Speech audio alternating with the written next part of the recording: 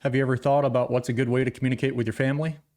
Or how about when you're out overlanding, off-roading, hiking, or camping with your buddies and there's no cell service? Stay tuned and I will review something that will work perfectly for all of these needs.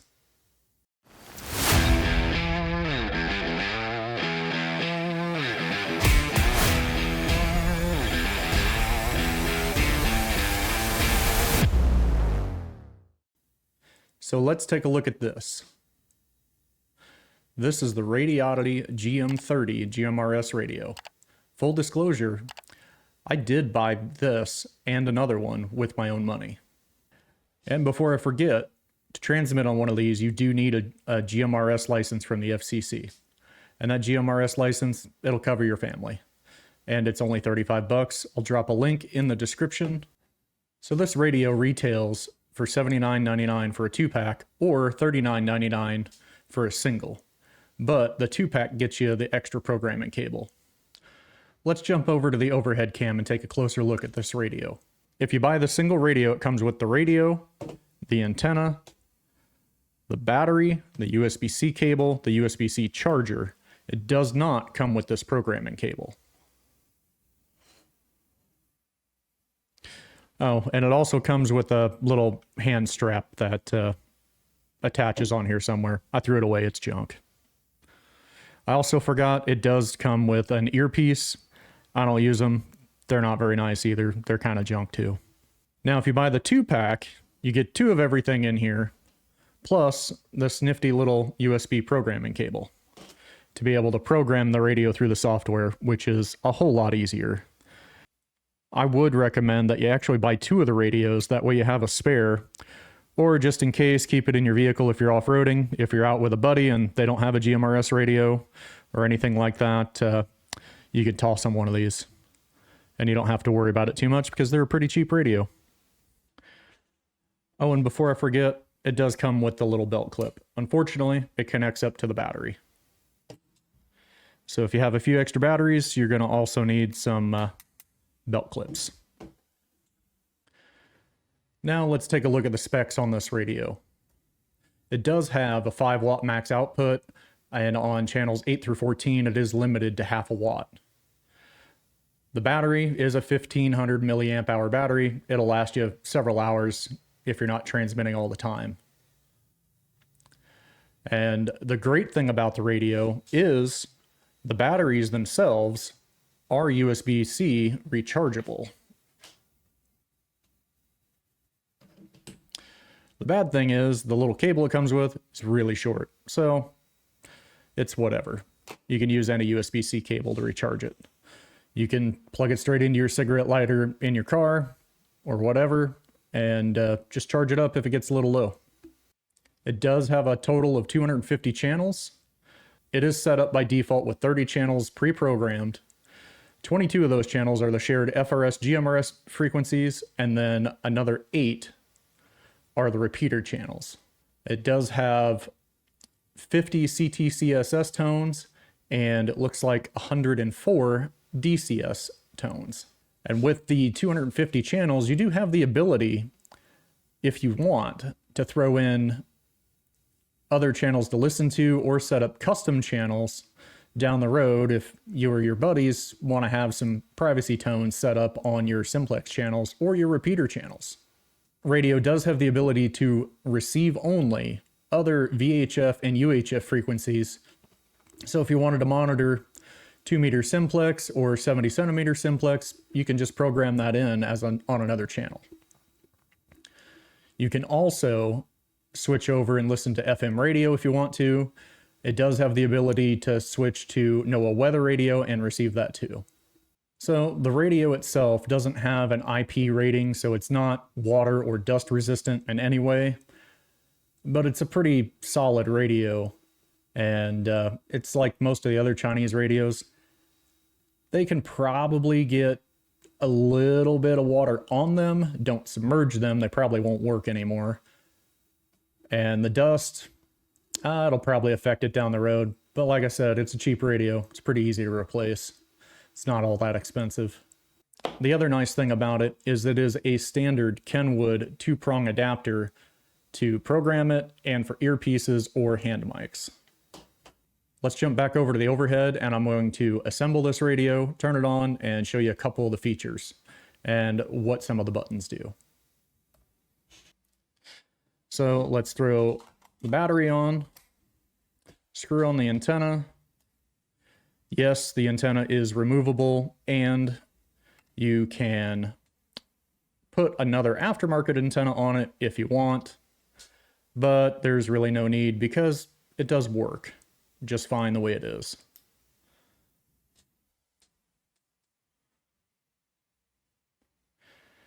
And turning this on, it looks like, I don't know how well you're going to be able to see this.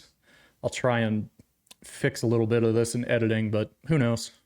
So this does have the standard little flashlight. Just hit this button down here, a short press. It'll turn on your flashlight. Hit it again, it'll flash SOS or whatever the heck it's flashing. Hit it again, it'll turn it off. If you long press this, it will open the squelch. Oh. Let's turn this up a little bit.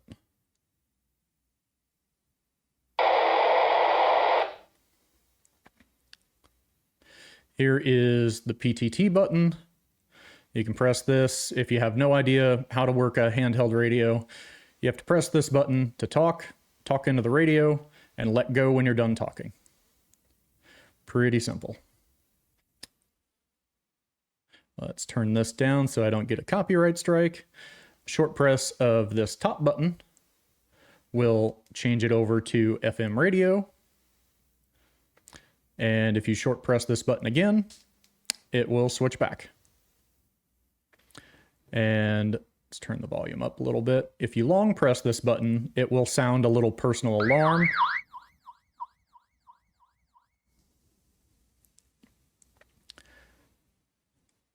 And then this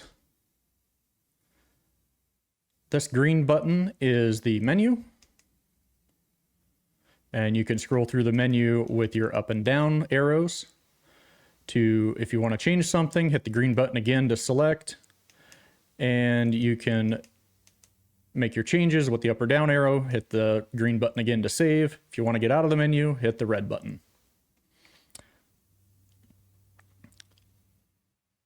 Now, a long press of this green button will throw this into frequency mode, so you can see the exact frequencies. You can also scan all the frequencies available to this radio if you want to go through and use the scan button. And another long press of this button will put it back in channel mode. Short press of this red button will change it to the second VFO. And you hit it again, it goes back to the original one. If you long press this, it will switch over to weather radio.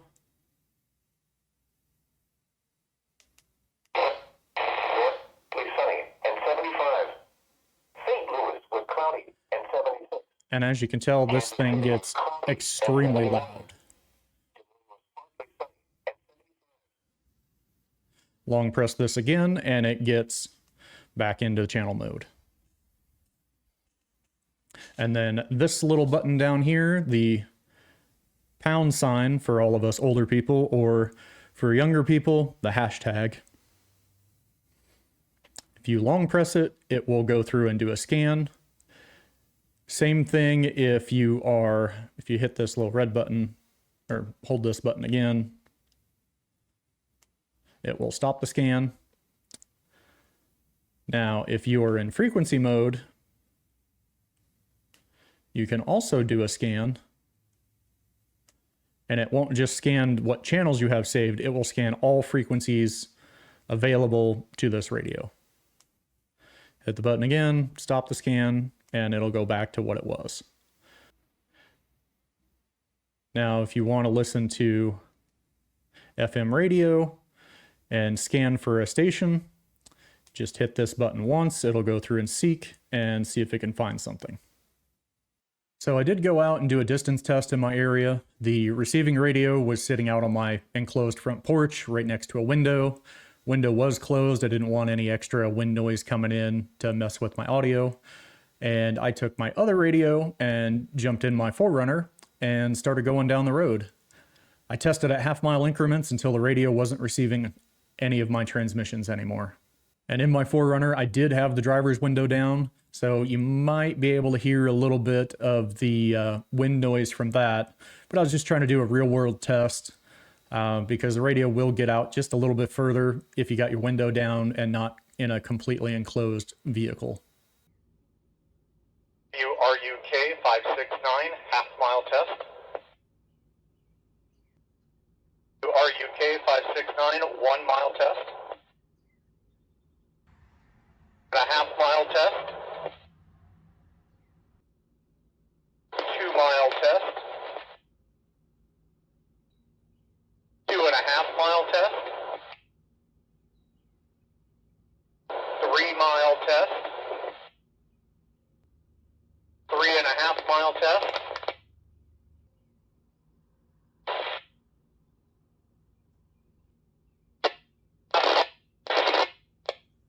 As you can see from my distance test, I was able to get about 3.5 miles before I wasn't able to get into the receiving radio anymore.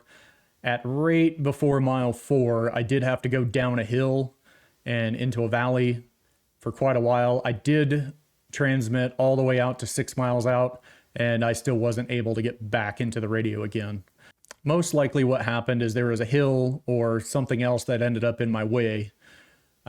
My area is not completely flat, but in a flat area, you should be able to easily get 4 or 5 miles. And then from my distance test, as you can hear, at 3.5 miles, there really wasn't any static. I did make sure to test on channel 16, which is a higher power channel. So the radio should have been putting out around 5 watts. I don't have a power meter, so I can't exactly test to see whether the radio puts out 5 watts or not. If you are using channels 8 through 14, the radio is limited to 0.5 watt. So you're not going to get much distance out of those channels. But as long as you are on any other channel besides 8 through 14, the radio should be putting out 5 watts or somewhere around there, I would assume. So this radio can be programmed from the front panel. I don't really recommend doing it that way. It's a little bit difficult and confusing. It's a whole lot easier. Just use the software. And to grab that software, you just have to go out to Radioddity's site, radioddity.com, and you can find your radio, and they should have a link right to the software. But I will also drop that link down in the description. To use the programming software from Radioddity, you will need the programming cable. So if you have one for a Baofeng or any other radio, it should work. You don't have to have the one from Radioddity. But in my experience, this cable just works, and their software works pretty well. So here's the software itself. As you can see, all of the standard channels are pre-programmed, as well as the 8 repeater channels. And if you scroll down a little more, you can see the 24 DIY channels. These DIY channels are able to be set up however you want. If you need extra channels for repeaters that have different CTCSS tones, you can set them up that way. And like I said before, you have 250 channels available. So if there's a lot of GMRS repeaters in the areas that you're normally in, just set them all up in there. That way you don't have to worry about it. You can also go to the general settings menu and change some of these settings too.